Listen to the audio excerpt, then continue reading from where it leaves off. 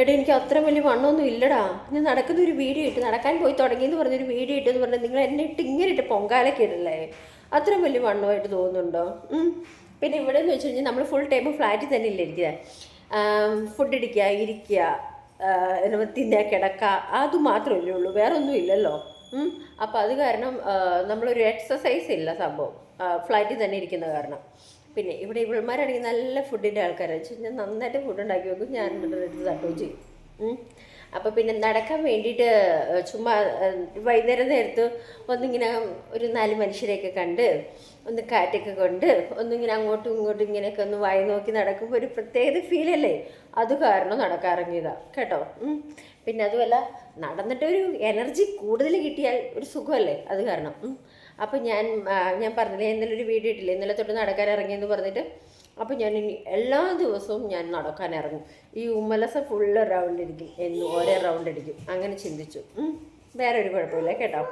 പിന്നെ നിങ്ങൾ എന്തുവാ എല്ലാത്തിനും റോങ് കമൻറ്റ്, നല്ല കമൻറ്റ് ഇടും, നല്ല മെസ്സേജ് ഇടും. ഓക്കെ, എന്നെ ഇഷ്ടമുള്ളവരൊക്കെ നമ്മുടെ റെഡ് ഹാർട്ട്, എന്നെ ഇഷ്ടമുള്ളവരൊക്കെ റെഡ് ഹാർട്ട് തന്നെ.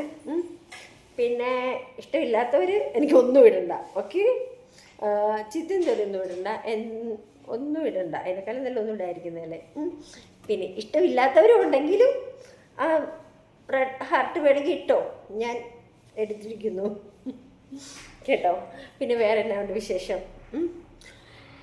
എനിക്കിവിടെ കുഴപ്പമൊന്നുമില്ല, സുഖമായിട്ടിരിക്കുന്നു.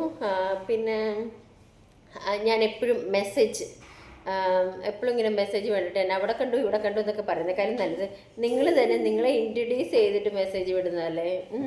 ഞാനിതുപോലെ ബഹ്റൈനിലാണ്, അല്ലെങ്കിൽ സൗദിയിലാണ്, ഇതാണ് എൻ്റെ പേര്, ഇതാണ് എൻ്റെ വർക്ക്, അല്ലെങ്കിൽ നാട്ടിലാണ് എന്ന് പറഞ്ഞിട്ടാൽ പോരെ. അപ്പം ഞാനത് എടുക്കുമ്പോൾ എനിക്ക് മനസ്സിലാവുമല്ലോ.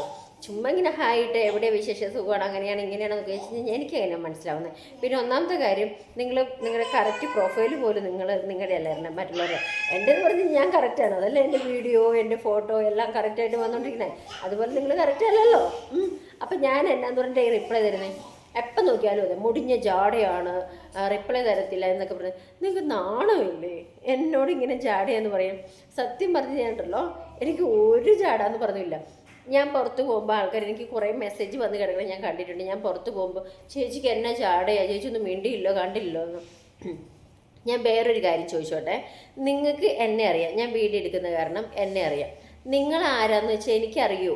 നിങ്ങളെന്താ അത് മനസ്സിലാക്കാത്തത്?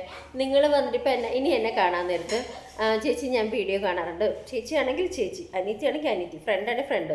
ഓക്കെ, എൻ്റെ പേര് മീനു എന്ന് തന്നെ പറഞ്ഞാൽ മതി. മീനു വീഡിയോ കാണാറുണ്ട്, നല്ലതാട്ടോ, അല്ലെങ്കിൽ വീഡിയോ കാണാറുണ്ട് എന്നെന്തെങ്കിലും വന്ന് എന്നോട് സംസാരിച്ചാലല്ലേ എനിക്ക് മനസ്സിലാവത്തുള്ളൂ. അല്ലാണ്ട് നിങ്ങൾ എന്നെ കണ്ടിട്ട് മൈൻഡ് ചെയ്തില്ല, അങ്ങനെ മൈൻഡ് ചെയ്തില്ല എന്ന് പറഞ്ഞാൽ എനിക്ക് എങ്ങനെ മനസ്സിലാവാനാ? ഇനി എന്നെ കണ്ടിട്ട് ഇനി എന്നെ അറിയാവുന്നവർ എന്നെ കാണുമ്പോൾ വന്ന് എന്നോട് മിണ്ടണം, അപ്പം ഞാൻ തിരിച്ചു മിണ്ടും. അല്ലാണ്ട് എനിക്ക് ഒരു ജാടയില്ല കേട്ടോ. ജാട എന്ന് പറഞ്ഞ സംഭവം എന്താന്ന് പോലും എനിക്കറിയില്ല, എൻ്റെ നാട്ടിൽ അന്വേഷിച്ചും അറിയാം. ഓക്കെ, ബൈ എന്നാ.